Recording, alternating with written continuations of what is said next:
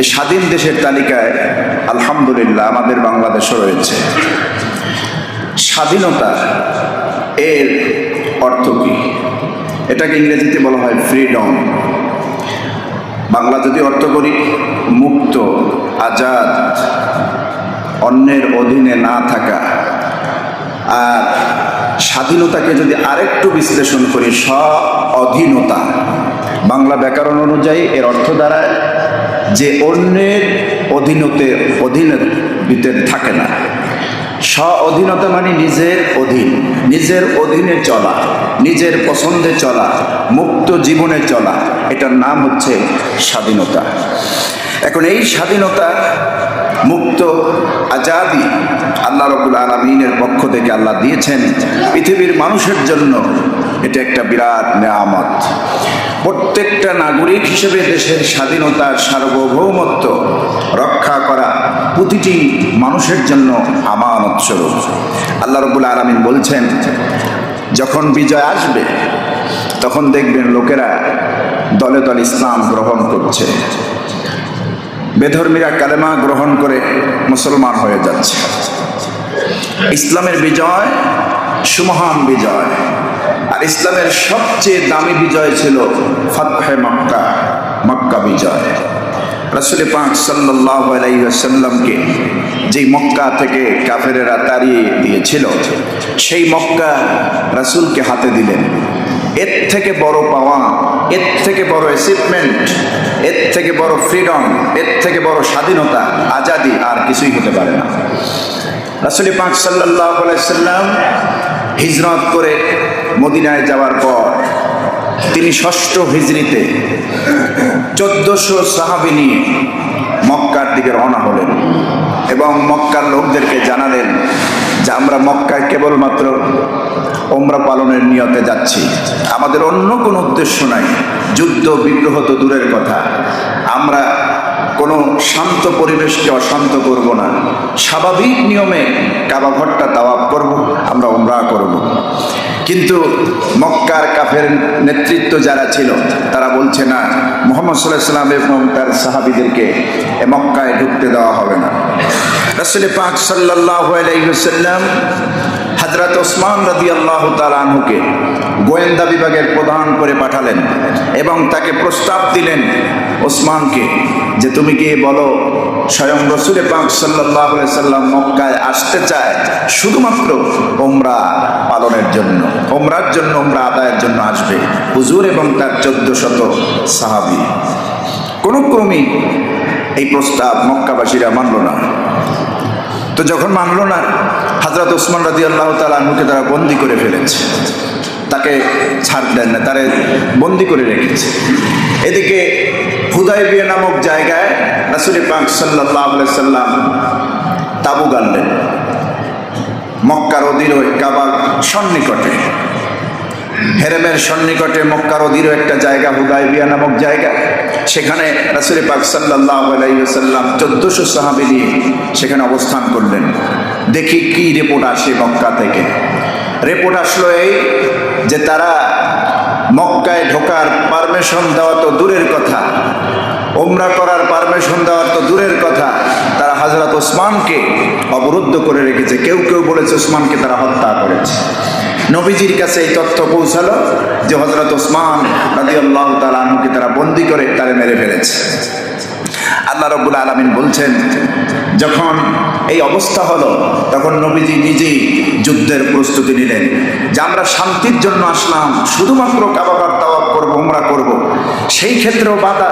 আমরা এত বললাম যে আমরা যুদ্ধ বিগ্রহ চাই না, আমরা শান্ত পরিবেশকে অশান্ত করব না, আমরা শুধুমাত্র নিছক আল্লাহর জন্য উমরা করতে এসেছি। এখানে আমাদেরকে বাধা দিল, আমাদের একজন প্রতিনিধিকে ধরলো, হত্যা করলো। এটা কোনোভাবেই মেনে নেওয়া যায় না।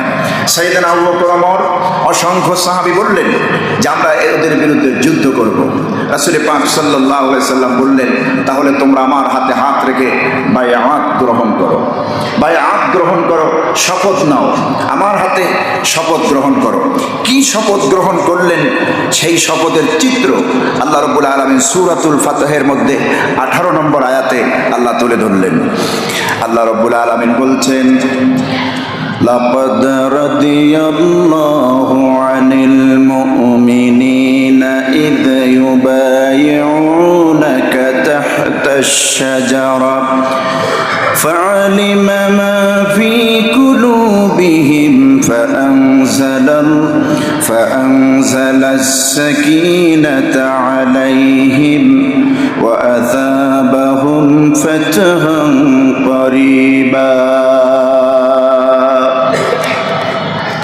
আল্লাহ পাক বলছেন লাকাদ রাদিয়াল্লাহু আনিল মুমিনিন, মুমিনদের উপরে আল্লাহ রাব্বুল আলামিন পুরোপুরি খুশি হয়ে গেলেন, সন্তুষ্ট হয়ে গেলেন মুমিনদের এই ডিসিশনে। অর্থাৎ নবীর সঙ্গে যারা ছিলেন 1400 সাহাবী, যারা উমরা করার জন্য নিয়ত করে মদিনা থেকে এসেছিলেন মক্কার প্রান্তরে, সেই মদিনা থেকে নবীর সঙ্গে আসা 1400 সাহাবী হযরত ওসমানকে ধরে রেখেছে অথবা হত্যা করে ফেলেছে। আমার বন্ধুগণ, শান্তির পরিবর্তে যারা অশান্তি সৃষ্টি করতে চাইল, ওদের জন্য ওদের বিরুদ্ধে যুদ্ধ করব, ছাড় নয়। যত ছাড় দিয়েছি আর ছাড় নয়। সাহাবীরা এমন মনোবল যখন তৈরি করলেন, আরেকটি গাছ, সেই হুদাইবিয়া নামক জায়গায় একটি গাছ ছিল, যেই গাছের কথা আল্লাহ কোরআনে বলে দিয়েছেন তাহতা শাজারা। গাছের নিচে বসে বিশ্বনবী মুহাম্মদ সাল্লাল্লাহু আলাইহি ওয়াসাল্লামের হাতে হাত রেখে ইউবাইউনাকা, তারা বায়াত গ্রহণ করলেন, আল্লাহর নবীর হাতে হাত রাখলেন।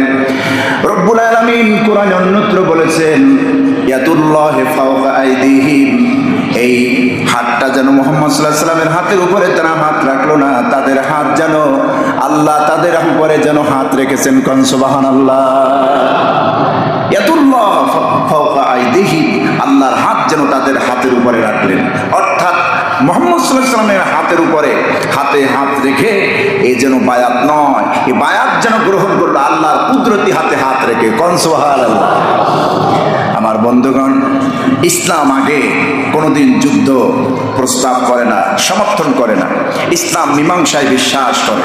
মীমাংসিত বিষয়কে ইসলাম কোনোদিন এটাকে বিতর্কিত করতে চায় না। ইসলাম শান্তির ধর্ম।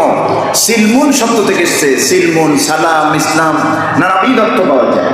ইসলাম কোনোদিন অশান্তি সৃষ্টি করতে চায় না। ওই যে গত জুমায় বলছিলাম, ফিতনা সৃষ্টি করে ওরা, মানুষ হত্যা করে ওরা, সমাজে ট্রাইজন সন্ত্রাসবাদ তৈরি করে কায়েম করে ওরা, আর নাম দেয় মুসলমানদের, আর বলে ইন্নামা নাহনু মুসলিহুন, আমরা হইলাম শান্তি সংঘ, সমাজে আমরা শান্তি শৃঙ্খলা কায়েম করি। আল্লাহ বলছেন আলা ইন্নাহুম হুমুল মুফসিদুন ওয়ালাকিন লা ইয়াশউরুন, সাবধান, এরা মুখে বলবে শান্তি সংঘের কথা, এরা মুখে বলবে নিরাপত্তার কথা, এরা মুখে বলবে জাতির কল্যাণের কথা, আসলে সন্ত্রাসবাদ তৈরি করবে জমিনে। আমি তোমাদেরকে বলে দিচ্ছি। আমার বন্ধুগণ, আল্লাহ বলছেন মুমিনদের এমন সিদ্ধান্ত আল্লাহ রাব্বুল আলামিন খুশি হয়ে গেলেন।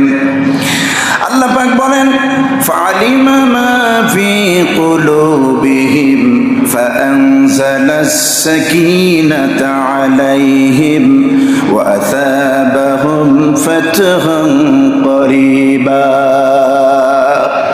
যখন নবীর হাতে হাত রেখে কাফেরদের বিরুদ্ধে, মক্কাবাসীর বিরুদ্ধে সাহাবীরা যুদ্ধের প্রস্তুতি নিলেন, যে আমার ভাই ওসমানকে তারা রুদ্ধ করলো কেন? পাঠালাম শান্তির পয়গাম নিয়ে, সেখানে তারা তাকে অবরুদ্ধ করলো, ওসমানকে হত্যা করলো। এটা মানাই যায় না, কোনো ছাড় নাই ইয়া রাসূলুল্লাহ, চলুন আমরা যুদ্ধ করি। তখন আল্লাহ বললেন ফালিমা মা ফি কুলুবিহিম, তাদের অন্তরের যে অবস্থাটা আল্লাহ জেনে নিলেন। সুবহানাল্লাহ। তাদের মনের অবস্থাটা এটা আল্লাহ জেনে নিলেন, আল্লাহ খুশি হয়ে গেলেন। এরপরে ফাআনজালাস সাকিনাতা আলাইহিম, আল্লাহর পক্ষ থেকে আল্লাহ প্রশান্তি নাজিল করলেন, সাকিনা নাজিল করলেন। আর এই সাকিনা যেই বান্দার উপর আল্লাহ নাজিল করেন, সেই বান্দা হাজারটা বান্দার চাইতে দামি বান্দায় পরিণত হয়ে যায় আল্লাহর কাছে। আমার বন্ধুগণ, আল্লাহ রাব্বুল আলামিন তাদেরকে ওয়াদা দিচ্ছেন, তাদেরকে ঘোষণা দিলেন ওয়া আসাবাহুম ফাতহান করিবা। ও আমার বান্দারা, তোমাদের যুদ্ধের দরকার নাই, প্রয়োজন নাই, যুদ্ধ তোমাদের করা লাগবে না।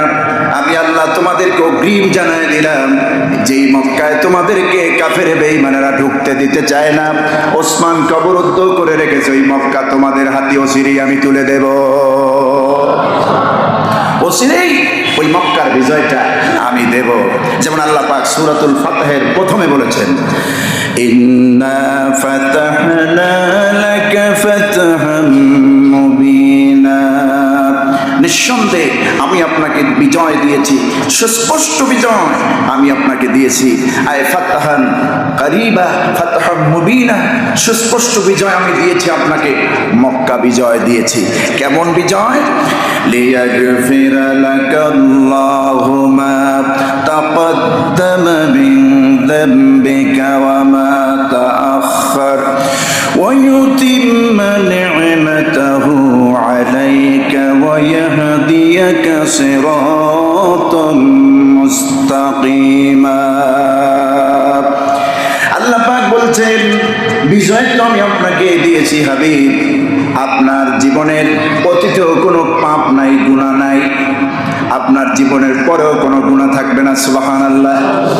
বরং আল্লাহ পাক ওয়ায়ুতিম্মা নি'মাতাহু আলাইকা ওয়া ইয়াহদিয়াকা সিরাতাম মুস্তাকিমা, আপনার জীবনকে আল্লাহ রাব্বুল আলামিন তার নিয়ামত দিয়ে পরিপূর্ণ করে দিয়েছেন।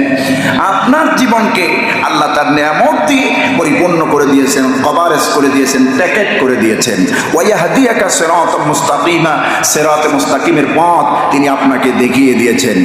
ওয়া ইয়ানসুরাকাল্লাহু নাসরান আজিজা, আল্লাহ বলছেন, আর আপনাকে আল্লাহ সাহায্য করলেন, শক্তিশালী সাহায্য, শক্তিশালী সাহায্য আপনাকে আল্লাহ করেছেন। পৃথিবীর সাহায্য এই সাহায্য হতে পারে না। আল্লাহর সাহায্যের সামনে পৃথিবীর সাহায্য ম্লান হয়ে যায়, মূল্যহীন হয়ে পড়ে। পৃথিবীর কোনো শক্তি আল্লাহর সাহায্যের সামনে টিকতে পারে না, ঠিক কিনা? আমার বন্ধুগণ, স্বাধীনতা অর্জন করেছি আমরা 1971 সালে পাক হানাদার বাহিনী থেকে।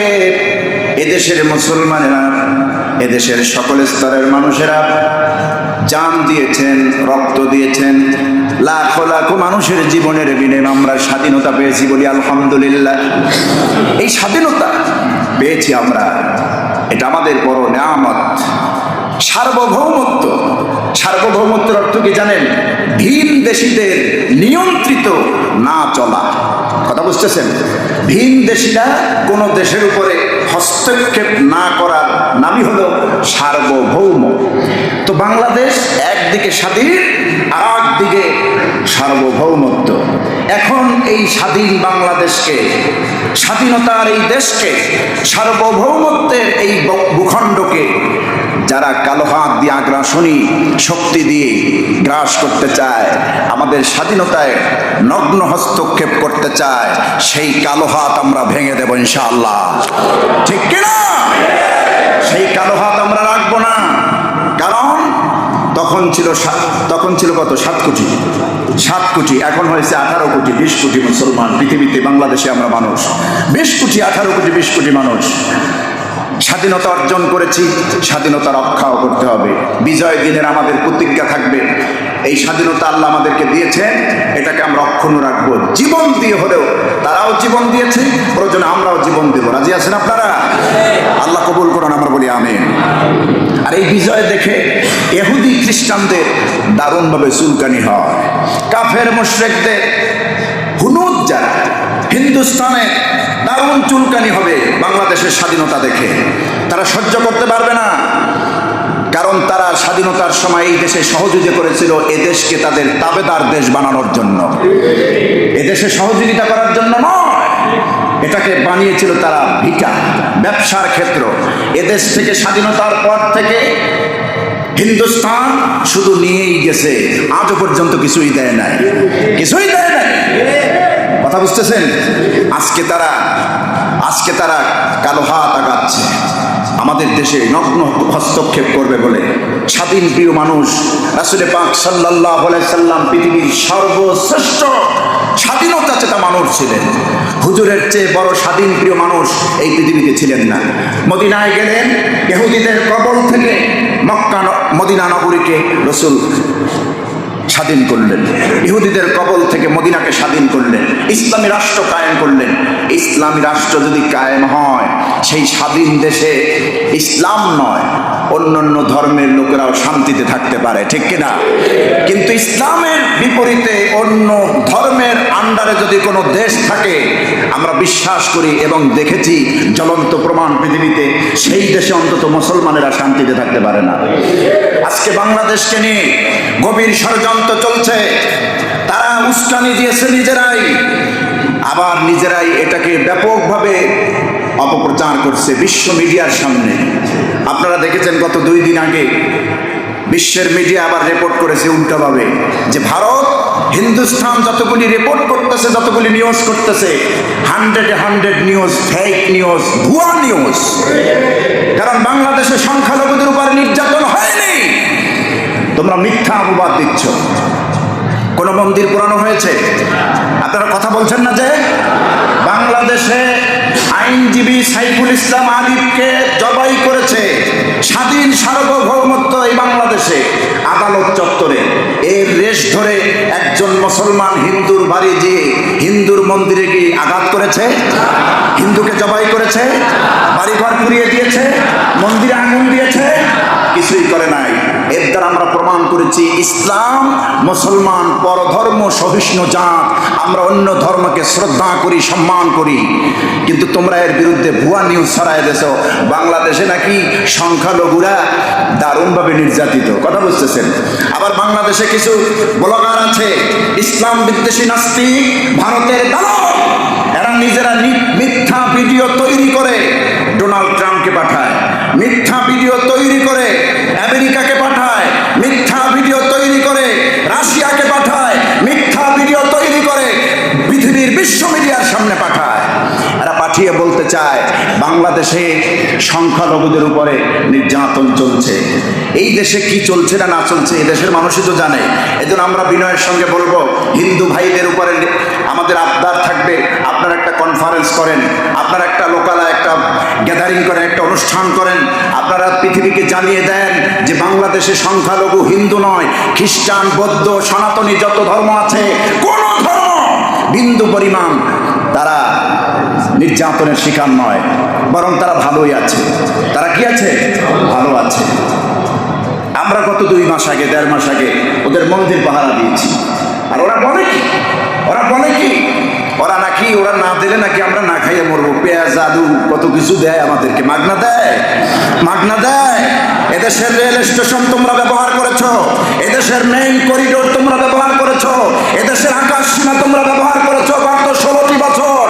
আমরা দেখেছি, কারণ সোনার ডিম দেওয়া হাঁস এখন তোমাদের হারিয়ে গেছে, উন্মাদ হয়ে গেছো, পাগল হয়ে গেছো তোমরা, ঠিক কিনা?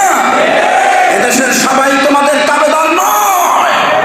এদেশ মুসলিম দেশ, ইসলাম প্রিয় দেশ, 95% মুসলমান এদেশে বসবাস করে, হিন্দুস্তানের গোলামি করার জন্য নয়। আমার বন্ধুগণ, মিথ্যা ভুয়া নিউজ করতেছে আজকে, সারা পৃথিবীকে জানান দিচ্ছে বাংলাদেশে সংখ্যালঘুদের উপরে নির্যাতন চলছে। ইবলিসও তো বিশ্বাস করবে না, ইবলিস করবে যারা এগুলি কয় কি, এগুলি কেমন কথা, কত বড় ফেক নিউজ করতেছে। আমাদের বাংলাদেশ ভারত পাশাপাশি দেশ, যদি তারা কি মনের মধ্যে কি আছে আল্লাহ ভালো জানে, পাশাপাশি দেশ তো প্রতিবেশী দেশ। এই প্রতিবেশী দেশের সাথে আমরা ঝগড়া করতে চাই না, কিন্তু গায়ে পড়ে ঝগড়া করতে চায়। ওনারা শান্তি মিশন থেকে ফোর্স পাঠাতে চায় বাংলাদেশে। বাংলাদেশে কি সেনাবাহিনী নাই, র্যাব নাই, বিজিবি নাই, বর্ডার গার্ড নাই, পুলিশ নাই, আর্ম নাই। এদেশের সেনাবাহিনী এত চৌকস, এত মেধাবী, এত প্রতিভাবান, এতটা বেশি এক্সপিরিয়েন্সওয়ালা, তোমাদের দেশের থেকে পৃথিবীতে তাদের এক্সপিরিয়েন্স ভালো দেখিয়েছে, পারফরমেন্স ভালো দেখিয়েছে। আমার দেশে শান্তি শৃঙ্খলা আনার জন্য শান্তি মিশন থেকে সেনাবাহিনী পাঠানোর রিকোয়েস্ট তোমার দরকার নাই, ঠিক কিনা? গত পরশুদিন আল্লামা ডক্টর এনায়েতুল্লাহ আব্বাসী সাহেব তিনি কিছু ফর্মুলা দিয়েছিলেন। ভারতের মিডিয়া পাড়া আগুন জ্বলতেছে এখন, কথা বুঝতেছেন? থলের বিড়াল বেরিয়ে গেছে। আমার বন্ধুগণ, স্বাধীনতার পর থেকে পর্যন্ত আমাদের বয়স আর কি 30-35 বছর, এর মধ্যে যা দেখেছি বুঝার পরে দেখেছি কোনোদিন ওরা আমাদের হেল্প করেনি, কোনোদিন বিনা কারণে খালি কিছু আমাদেরকে দেয়নি, আমাদের থেকে শুধু নিয়েই গিয়েছে। সুতরাং এখন উল্টা চোখ দিচ্ছে আমাদের দিকে, বাংলাদেশ দখল করবে, চট্টগ্রামটা ওদের হলে ভালো হয়, বুঝতেছেন? কথা বুঝতেছেন? এগুলি ওরা বলতেছে। চট্টগ্রাম মামুবাড়ির আবদার নাকি চট্টগ্রাম তোমাদের হলে ভালো হয়?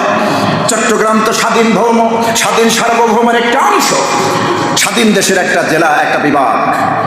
আমার বন্ধুগণ, সুতরাং স্বাধীনতায় কেউ যদি নগ্ন হস্তক্ষেপ করতে চায়, সেই বিষয়টা আল্লাহ তুলে ধরেছেন। এটা অত্যন্ত ঘৃণিত অন্যায়মূলক কাজ। এটার বিরুদ্ধে যুদ্ধ করা সবার জন্য ওয়াজিব হয়ে যায়। সহিহ বুখারীর হাদিস শোনাচ্ছি। আল্লাহর নবী বলেন, 2892 নম্বর হাদিস, আল্লাহর নবী বলেছেন, কোন মুসলমান যদি তার স্বাধীন দেশের সীমানা পাহারা দেয়, শুনতেছেন আমার কথা? কোন মুসলমান, এখানে সেনাবাহিনী তো, বর্ডার গার্ড তো আছে, আমি আপনি যদি আমার দেশকে রক্ষার জন্য, স্বাধীনতা রক্ষার জন্য, ইসলাম এবং মুসলমান মানুষের জানমাল নিরাপত্তা রক্ষার জন্য যদি আমি আপনি পাহারা দেই, কেউ যদি একটা দিন স্বাধীন দেশকে, সীমানাকে পাহারা দেয়, ইসলামী দেশকে পাহারা দেয়, নবীজি বলেছেন সারা দুনিয়ায় যা আছে, সারা দুনিয়ার মধ্যে যা আছে, তার থেকে উত্তম আমল নামায় তারা আল্লাহ সওয়াব দিয়ে দেন। একদিনের সীমান্ত পাহারা, এই যে বিজিবির ভাইরা যে পাহারা দিচ্ছে জীবন বাজি রেখে, কথা বুঝতেছেন? ফজিলাত আছে, ফজিলাত আছে। রাসূলুল্লাহ বলেছেন, এই সীমান্ত পাহারাদারি, স্বাধীনতা দেশে, স্বাধীন দেশে সীমান্ত পাহারাদারি যারা দিচ্ছেন, তাদের জন্য এই সওয়াব রয়েছে। এর থেকে উত্তম হলো দুনিয়া এবং দুনিয়ার মাঝখানে যা আছে, তার থেকেও বেশি উত্তম একদিনের সীমান্ত পাহারা দেওয়া। সুবহানাল্লাহ। সুতরাং আমরা স্বাধীনতায়, কারো স্বাধীনতা হস্তক্ষেপ করি না। আমাদের সাথে কেউ যদি হস্তক্ষেপ করতে চায়, আমরা উচিত জবাব দেওয়ার জন্য প্রস্তুত আছি ইনশাআল্লাহ। আমরা বসে থাকবো না। এখন 14 কোটি মুসলমানের 28 কোটি হাত, এত সোজা নয়, ঠিক কিনা? আমরা কাউকে কষ্ট দেই না। আমাদেরকে কেউ কষ্ট দিতে চাইলে আমরা ঝগড়া বাঁধাতে চাই না। গায়ে পড়ে কেউ ঝগড়া বাঁধাতে চাইলে আমরাও ছেড়ে দেওয়ার জাতি না। সেটা পাকিস্তানিদেরকে জবাব দিয়েছি 1971 সনে, ঠিক কিনা? 1971 সনে স্বাধীনতা এনেছি। আল্লাহ রাব্বুল আলামিন বলেন, নবী হ্যাঁ, আপনি দেখবেন এই পৃথিবীতে যখন ইসলাম কায়েম হয়ে যাবে, দেশটা যদি স্বাধীন হয়ে যায়, ইসলাম যদি কায়েম হয়ে যায়, দলে দলে লোকেরা ইসলাম গ্রহণ করবে, মুসলমান হয়ে যাবে, আপনি এই অবস্থা দেখে আপনি খুশি হয়ে যাবেন। সূরাতুন নসরে আল্লাহ বলছেন, ইযা জাআ নাসরুল্লাহি ওয়াল ফাth ওয়া রাআইতান নাসা ইয়াদখুলুনা ফি দীনিল্লাহি আফওয়াজা فسبح بحمد ربك واستغفر إنه كان توابا। আল্লাহ পাক বলেন, ইযা জাআ নাসরুল্লাহ, যখন নাকি আল্লাহর সাহায্য আসবে, ওয়াল ফাতহু, এবং বিজয় আসবে, স্বাধীন দেশে যখন মুসলমানেরা স্বাধীনতা পাবে, বিজয় পাবে, আপনি দেখবেন কোন ধরনের সাহায্য যদি আল্লাহর পক্ষ থেকে আসে, কোন ধরনের সহযোগিতা, আল্লাহর নেয়ামত স্বরূপ কোন বিজয় যদি তোমাদেরকে দেয়, আল্লাহ বলছেন ওয়ারাআইতান নাসা, আপনি দেখবেন মানুষদিগকে ইয়াদখুলুনা ফি দীনিল্লাহি আফওয়াজা, মানুষগুলি দলে দলে, একজন দুইজন নয়, দলে দলে ইসলাম গ্রহণ করছে। লোকেরা দলে দলে ইসলামের ভিতরে দাখিল হচ্ছে। ফাসাব্বিহ বিহামদি রাব্বিকা ওয়াস্তাগফিরহু ইন্নাহু কানা তাওয়াবা। নবী, এখানে আপনি খুশি চিত্তে এই বিজয় থেকে আপনি খুশি হবেন, আর আপনার রবের প্রশংসা করবেন, তাসবিহ পড়বেন, তার কাছে ক্ষমা চাইবেন, আপনার রবকে আপনি ক্ষমাশীল হিসেবে পাবেন। আপনার রব ইন্নাহু কানা তাওয়াবা, আপনার রবকে আপনি ক্ষমাশীল হিসেবে পাবেন। আল্লাহ বলছেন, মানে কোনো বিজয় আসলে তখন ইস্তেগফার করতে হবে, প্রশংসা করতে হবে। কার? আল্লাহ রাব্বুল আলামিনের প্রশংসা করতে হবে। আর বিজয়কে আমাদের ধরে রাখতে হবে, ঐক্যবদ্ধভাবে ধরে রাখতে হবে। আল্লাহর দ্বীনকে, আল্লাহর বিধানকে মুসলমানদেরকে ঐক্যবদ্ধভাবে ধরে রাখার জন্য আল্লাহ নির্দেশ দিয়েছেন। বিচ্ছিন্নতা আল্লাহ পছন্দ করেন না। যেমন কোরআনে কারীম আল্লাহ রাব্বুল আলামিন সূরাত আলে ইমরানের সেই পরিচিত আয়াত 103 নম্বর আয়াতে আল্লাহ বলেছেন, ঐক্যবদ্ধতা, ইউনিটি, এত বড় শক্তি, পৃথিবীর কোন অপশক্তি এটাকে পরাভূত করতে পারে না। মুসলমানরা তোমরা যদি ঐক্য থাকো, তোমাদের বিজয় কেউ ছিনিয়ে নিতে পারবে না। ওয়াতাসিমু বিহাবলিল